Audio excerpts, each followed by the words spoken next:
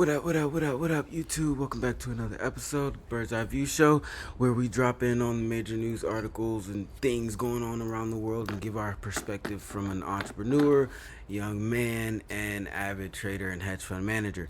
And if you're new here, go ahead and hit that like button and that sub button. The algorithm loves when you do that at the beginning of the video. But if you've already, been around, you already know to hit that button because you're already subscribed and that bell icon is already on, so it's all good. You're already all the way into position. That's why click the video as soon as you saw the notification. But without further ado, let's get into it. We got a ramp up of the war in Ukraine going on. Well, really, it's kind of like war in Russia, I guess you could say, but we'll get into that in a second. We got some weird stuff going on in the Diddy trial. I haven't been really covering that much, just because it hasn't really had much to do with any markets or anything like that. I like to kind of stick to things that gonna affect markets, but it's big, it's major, and it's kind of hard to ignore. So we're gonna dive into that a little bit, and then we got Elon Musk actually going against Trump in some comments that he put out recently, so we're gonna get into that as well. So without giving y'all too much extra fluff, let's go ahead and hop into. So listen, and before we dive straight into it, this is CNN, but we are sliding like to Fox for the a different update. So we're kind of getting slightly different angles. You know what I mean?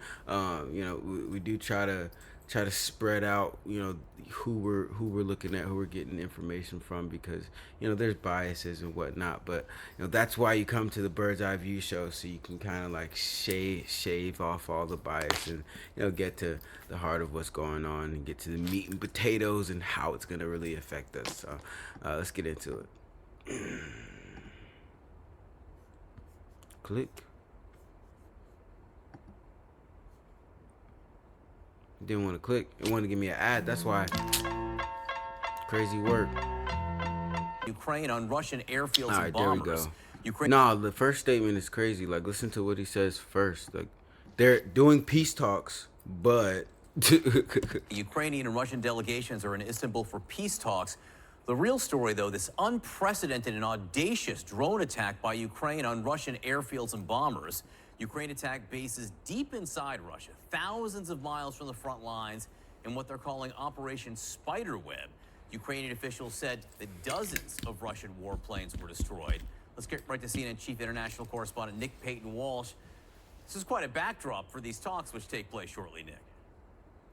Yeah, I mean, absolutely. Wait, before he speaks, I just want to say, like, I know, like, a lot of folks are giving the administration hell because he did say we're gonna end it in the first day, and I think he shouldn't have said that. That was stupid, because he might not really fully grasp the full nature of what's happening, and that might have led him to think that it was something he could reconcile easier. But it's like, it seems like Zelensky don't really want to do peace. He want problems. He want problems always. But let me get back into it. Startling, the sophistication of this raid. One of these air bases hits almost halfway across Siberia. The Ukrainian security service able to use mobile wooden homes. Essentially, the roofs of them seem to have opened up and allowed these clouds of drones, remotely piloted, to target some of Russia's most important long-range strategic bombers. 41 damaged, according to Ukraine's security service, at air bases that must have thought they were basically far enough away to be impregnable. Ukraine, very keen to announce that all the people involved in this year-and-a-half-long operation have since left the country. And yet another sign of how Ukraine able to use its outsized use of technology to inflict significant damage on Russia's enormous military, something which, frankly, Kiev has always felt would be impregnable, but is increasingly showing its vulnerability over time. What does this mean? We don't know exactly what damage it's going to do to the nightly horrors inflicted on Ukrainian civilians by these long-range bombers. Some of them, indeed, were old enough they were still using propellers, but it's another sign that... That's crazy. So they've been I saw in a post, before I got everything set up to do the video, that they had been planning this out for like a smooth year and a half or something like that. So this is like a long plan in the making while all this was going on. And there's actually another update. I'm gonna go over here. Let me share this tab instead. There's another update. This actually just happened yesterday. They went for an important bridge. So it's Ukraine didn't just slide once. They spent the block, twice, because they wanted to really make sure they could get an upper hand. Should I switch to Monday CRM? Updating this field is so the problem here is the fact that Russia, I mean, like, I think just from like a traditional sense, we see Russians as like short-tempered, you know what I mean? And they just Pearl Harbored them and then spent the block, you know what I mean? So I don't like. It makes me uncomfortable. I'm sure markets are extra uncomfortable right now because, like, I mean, when the U.S. got Pearl Harbored, we nuked somebody. You know what I mean? We so for Russia, it's on the table, and like, they're not gonna feel bad. You know what I mean? And I know that's crazy to say, but it's like, at least you might feel a little bad, but I mean, like, they just got hit like heavily, you know what I mean? So it's like, they say all is fair in love and war, but I mean, when Zelensky's just like, he's grabbing his nuts, he's like, I'm the man, like, I'm finna, ooh. And it's crazy because I can't think of the name off the top of my head right now, but there's another person that the people of Ukraine would like to be in power, not Zelensky, that would probably lead to peace and not more war. But they might say something about that in one of these articles. Hold on. Oh no, they're not even speaking in this one. They're just kind of like putting the words there. This is what happened. They bombed the bridge, and see, this bridge right here is like a major it's connecting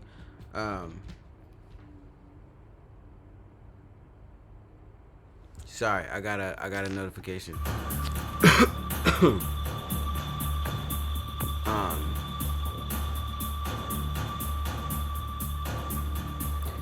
It's in the sorry, I lost my train of thought. It's in the Russian controlled Crimea connection. So seems like they're like, nah, I'm taking that back. I feel like most of Ukraine would probably be like, man, screw Crimea, y'all can have it. But Zelensky's not trying to back down. And I feel like at this point, it's starting, like, I know that there's like super deep geopolitical tensions that have been building up for a while, and reasons on both sides for swinging. Like, Putin had reasons for swinging. Like they said, like, hey, don't come close, and they came close. So and it's just like, at this point, it seems to be pride, because it's like, dog, Russia's economy is not doing well, and Ukraine's infrastructure is doing horrible. So it's just like, I mean, y'all gonna bomb it and make it just rubble. You're gonna fight over rubble. You know what I mean? It's just like, it's honestly stupid at this point. But it's ramped up. Hopefully, I've still seen reports that there's still delegations like meeting, talking, and doing talks. And I've seen like people commented on one of the posts I had put out on TikTok, and was like, it's war. It's not going to end until they do strike a deal. You know what I'm saying? But a ceasefire should hold until the deal is struck. You know what I mean? I think that continuing to be aggressive while seeking a deal is counterproductive. So, and that leads me to believe that like Zelensky's probably making a lot of money off the war somehow, some way, or somebody he knows is making money off the war, so he's getting kickbacks from it. Something dark, shady like this, because it's like horrific. It's a pretty horrific situation going on. But that's the update on the war. Let me slide back over to this other tab so we can see, because Elon decided that, like, you know what? Since I'm finna slide back over to my own little corner of wealth and whatnot, because he's about to, get up out the White House.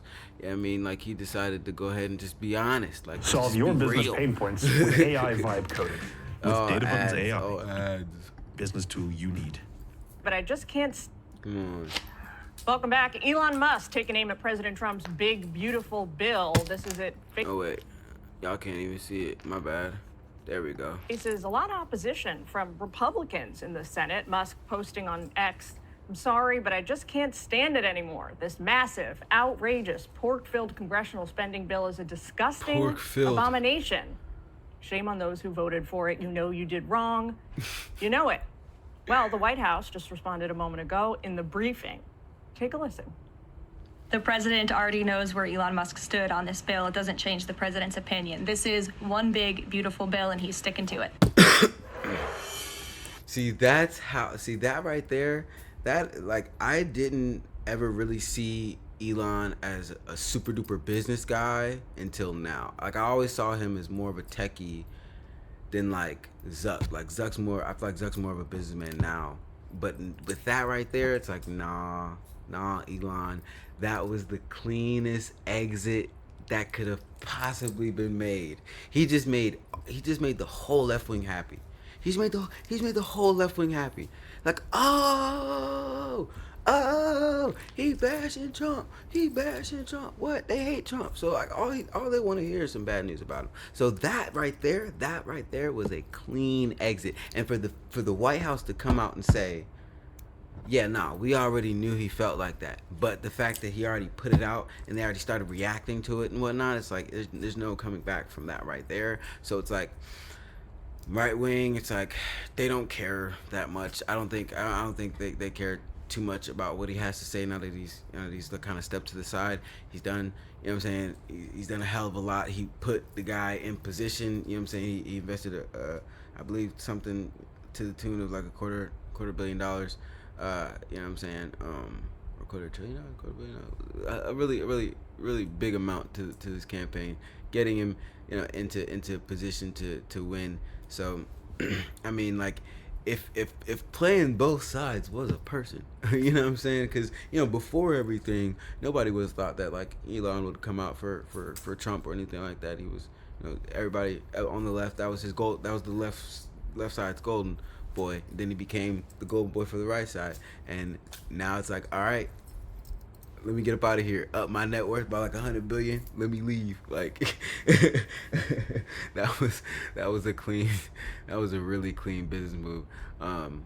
Like, he probably doesn't really care about the bill. He might not have even read it, but the thing is, like, saying something like that on the way out and then having the White House say, like, oh, we're fine. Like, that doesn't shatter ties, but it gives a different perspective for the left to look at Elon in right now, on the way out. So it's like,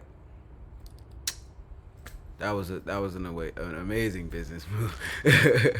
Not All right, to let's bring in Fox expose Business you, but let's see correspondent what they Jerry got to say Willis, about author of a brand new book out called Lincoln's Lady. book. We It's your talked book. that over policy.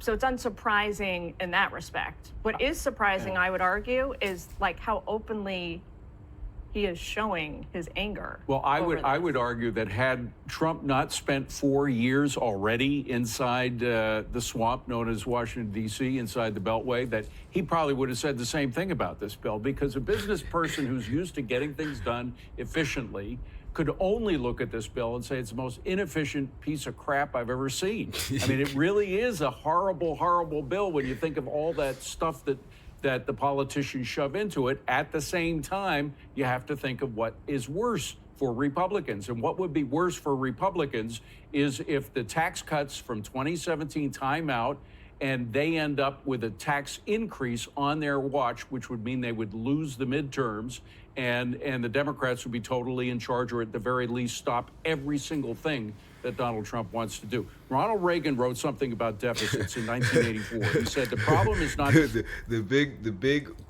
horrible ugly bill basically is keeping things is keeping the gravy train going a little bit so we can get to these midterms.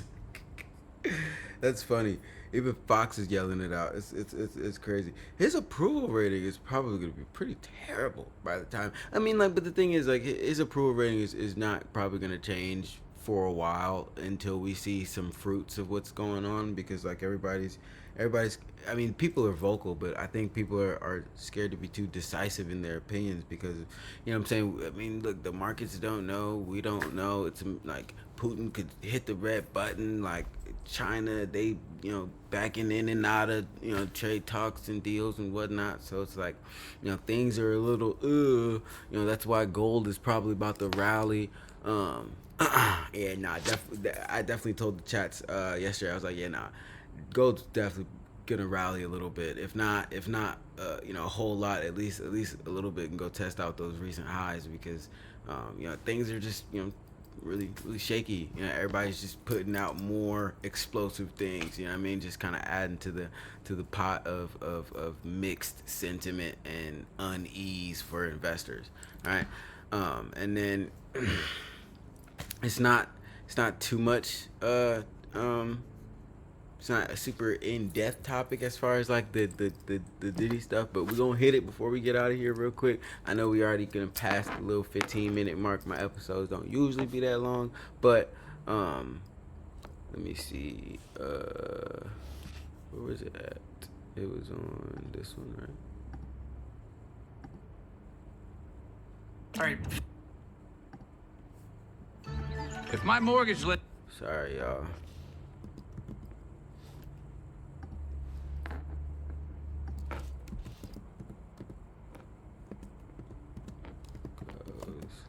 Crazy. Some woman went crazy and the child started cursing us out.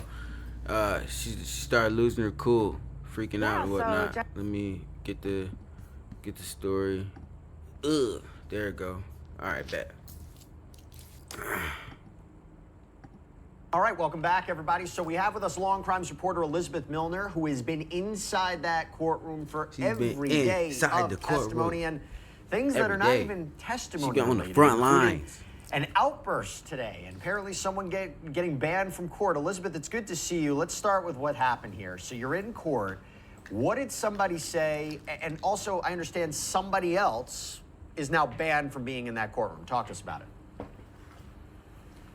Yeah, so Jesse, this happened first thing this morning. It was outside of the presence of the jury. We were actually talking, or not we, as far as the press is going, but the arguments were about Mia's testimony and possibly introducing some jail calls. So I was listening, taking notes, and then all of a sudden I'm hearing screaming going on. And it's from a woman who we've been kind of noticing has been causing a couple of troubles here and there, just as far as court goes. She was removed from the overflow room during jury selection, and she was removed from the main courtroom today during these arguments. And so I'm writing down my notes, I'm jotting everything down, but even just the backstory of this particular woman, we in the press have been referring to her as the MTA lady. It's not necessarily confirmed whether or not she actually works for MTA, but she always kind of comes in with an MTA jacket, and that's how we kind of have remembered her. So I'm just going to give you guys the low that we had kind of had bets with amongst us in the press just about how long it would take before something like this were to happen again, because we were thinking that she would cause trouble just right off the bat, and then lo and behold,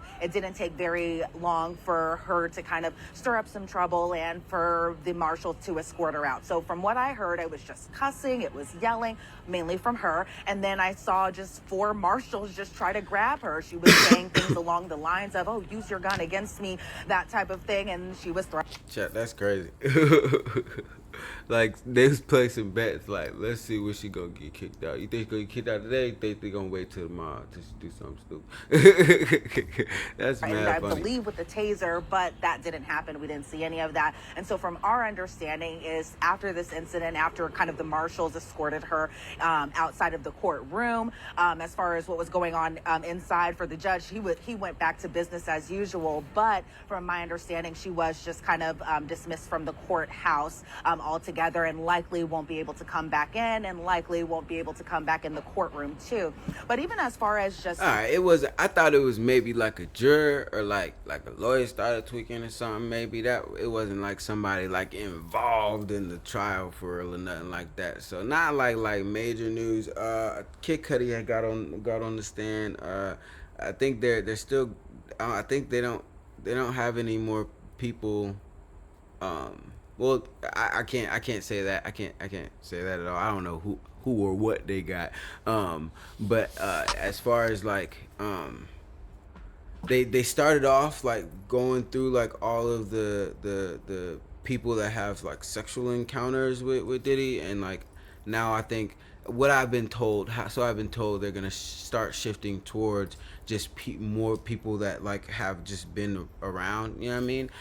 Just kind of build more character witnesses against him. You know what I mean? And whatnot, because they're trying to turn this into like a RICO. You know what I mean? Like they're turning it. It's not just like, oh, he assaulted this person, he assaulted that person. It's like, no, they're trying to frame it like his entire business is a front for him being freaky and like trafficking people, basically. You know what I mean? So stay updated on that. I'm probably gonna mention it here and there in the next couple of episodes. Make sure you come back around tomorrow. We're having the Market Mayhem episode. We usually shoot those episodes on Wednesdays, but I had to get this Bird's Eye View episode out, so we're shooting that tomorrow. We're gonna go live 1 p.m. CST, so make sure y'all hit that bell icon so you'll get notified as soon as we go live, so you can tap in and, you know what I'm saying, be in tune with what's going on in the markets. If you're a trader, if you're an investor, if you're just a person that likes to know what's going on,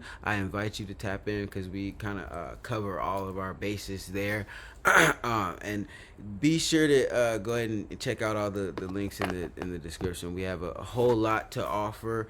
We have some free stuff. We have some merchandise. We got a whole lot. So go ahead and flip through those links. Hit that like button, hit that sub button, and that bell icon. Those will all tell the algorithm that this was valuable. And if you're still watching this, then I think it was a little valuable, right? You know what I'm saying? It kept your attention. You know what I'm saying? But I love y'all. Make sure you're kind to somebody there. I'm gonna catch y'all on the next one.